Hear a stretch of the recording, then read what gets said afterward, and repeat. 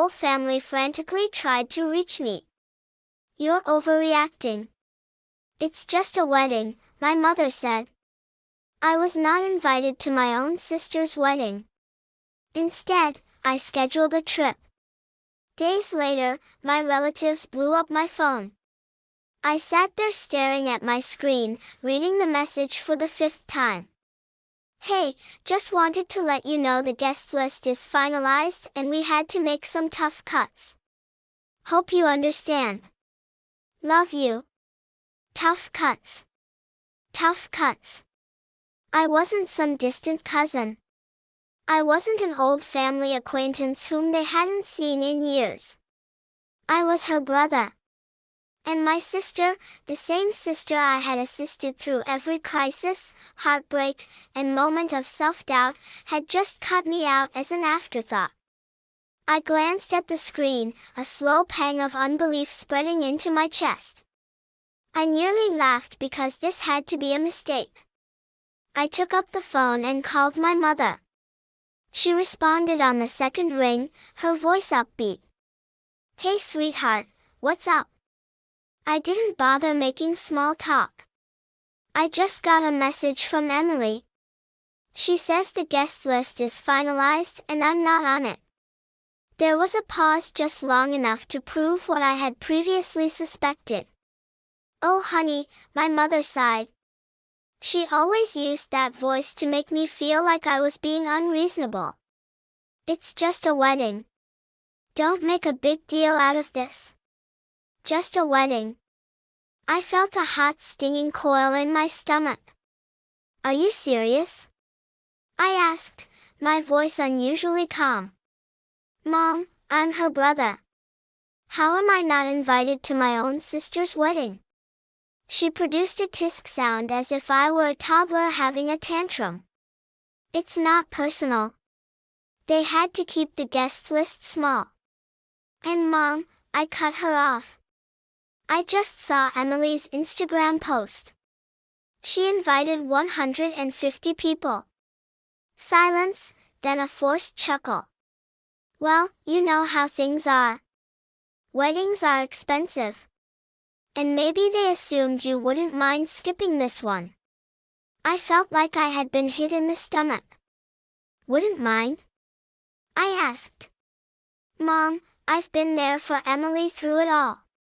I helped her relocate twice. When she lost her job, we covered half of her rent. And I was the one who helped her get over her last breakup.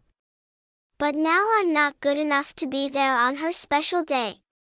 "Oh, stop being dramatic," my mother remarked with a sigh. "It's just one day. You're overreacting." I laughed briefly and without humor. Overreacting, right? I could already predict how things would go. I would argue.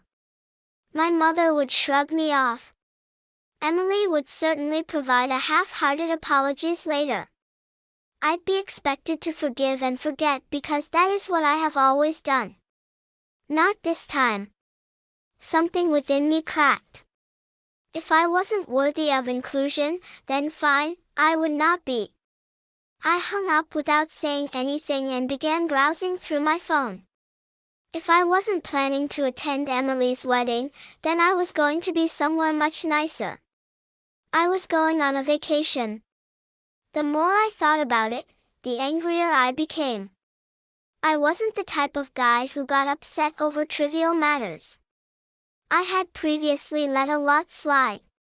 Emily had repeatedly forgotten my birthday. She would only call me when she needed something. Our mother always wanted me to be the understanding one. Emily managed to get away with murder. But this was an entirely new level of disdain. I wasn't going to sit around moping while my sister and the rest of the family played happy little wedding without me. If I wasn't significant enough to be featured, then I wasn't significant enough to be present when they needed me. I grabbed my laptop and began looking up flights.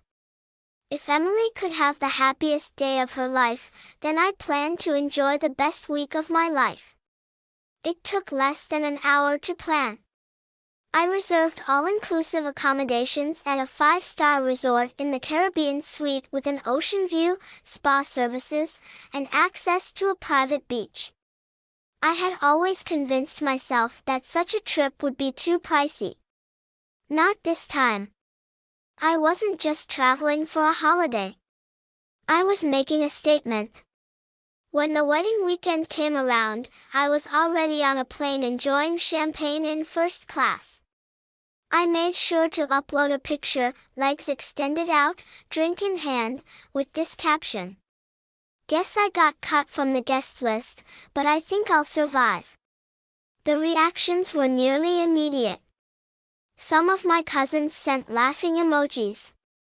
My aunt, the only rational member in the family, commented, "Good for you.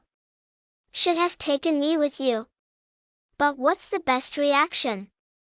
That came from my mother. She sent me 3 texts in a row. Mom asks, "Where are you?" My mom, "Are you seriously missing your sister's wedding over this?" Mother, "You're being petty." Petty? I wasn't even close to finishing. I responded with a photo of the beach complete with white sand, crystal blue ocean, and a postcard.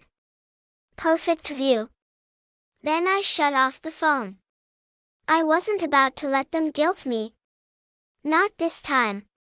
For the first time in many years, I was not putting my family first. I was putting myself first. And it felt incredible. By the time I arrived in paradise, I had entirely eliminated any lingering remorse.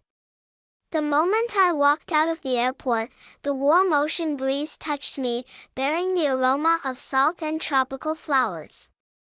A private car was waiting to drive me to the resort. A stylish black SUV with chilled towels and bottled water in the back seat. Yeah, this was far better than a wedding. As we drove down the coast, I reflected on how right I had been to accomplish this. Back home, my family was presumably busy preparing for the big day.